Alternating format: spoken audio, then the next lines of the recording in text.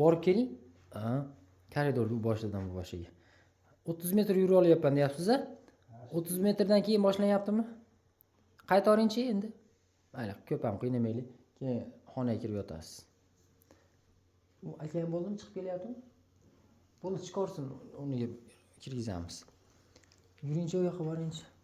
Hozir shu holatda qaysi oyoqqa beryapti? Buni mana. Aha, bo'ldi, xo'p. Qiyshib qolibsiz-a bir tomonga. Bo'ldi. Bu aka ham shunaqa kelgan deyarli, lekin bo'yin bo'lganligi uchun siz belingiz engishib qolyapti, belda bo'lgani uchun. To'rtta joyda ekan. Bu akada bo'yin bo'lganda, ha? Bo'ynida. Bo'ynida. Bunday bo'lib turibdi, manaqa bo'lmasdi-da. Teg ko'tarilmasdi. Lekin bir kursda o'zgarishi bo'ldi. Men sekretariyni deb turasini aytganman ham.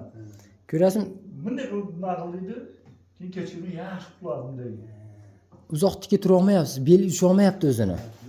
Bel tashlaveryapti. Ana shuning uchun men aytaman-da, bu yerda faqat manual terapiya qilib ochmasdan tashqari bel umurtqa pog'onasini quvvatlantirish kerak deb ko'p gapiraman.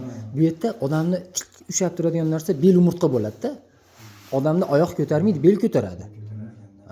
Agar xudo saqlasin bitta oyog'ingizni kesib yuborsangiz ham protez oyoq bilan yuraverasiz. Belingizni almashtira olmaydi umurtqani. Ana shuning uchun umurtqani ozuqalantirish kerak. Birinchidan, ham orasidagi rezinalarni fibroza halqani davolash kerak. Bu yerda ham ochamiz, ham ana shu jarayonlarni qilamiz-da. Mana siz mana 1,5 oy oldin kelgan ekansiz. 20 kun, 15 kun bo'ldi-da. Bo'yin grijani eplana olmayapti. Eplash olmayapti bo'yin grijani. Demoqchimanki, bo'yin grijaga lecheniya olib yaxshi bo'lyapti, etap-etap qilamiz. Bitta yuring, yana bitta ko'raylik.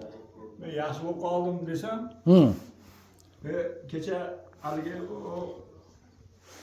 opachamni ana xonada yotgan. Ko'rdim, ha. Bo'l, qaytaring. Aka, lecheniyangizni boshlaymiz. Bel umurtqangizni ketayotganingizni ham bitta olamiz, rezultat solishtiramiz. Xudo xolasa, ashaga времени yotib turasiz koridorga. Xona bo'sh edi, keyin kirasiz. Ichdan kim bo'sh edi ekan xona. Ajoyib emas, siz ham akaga o'xshab kimingiz bo'ladi? Bu ukam bo'ladi. Ukangiz bo'ladi. Demoqchiman, bitada ham zo'r bo'lib ketishingiz mumkin. Nechta edi sizda bo'yinda? 4 edi. Ko'ryapsizmi? Ikkita 1,5lik, bitta 2,5, bitta 3 edi. Bitta 3. Yurakka ham bergan, ko'krak qafas, qo'lga, boshga bergan. Yaxshi, xo'p, lecheniyani boshlaymiz aka bugundan sizni ham. Yana bir oydan kelaman men. Bir oyda kelasiz. U yoqqa borib kelasiz. Bugun 5-kuni, xudo xolasa mana. 5-kuni. Qaytaring. Anchalik shipillab qolibsiz aka. Xudoga shukr, rahmat sizga. Yaxshi ahvol anchalik. Bugun 5-kuni. 5-kun. Yaxshi, yana bir borib kelasiz. Necha foiz bo'ldi? 60-70% bo'ldi.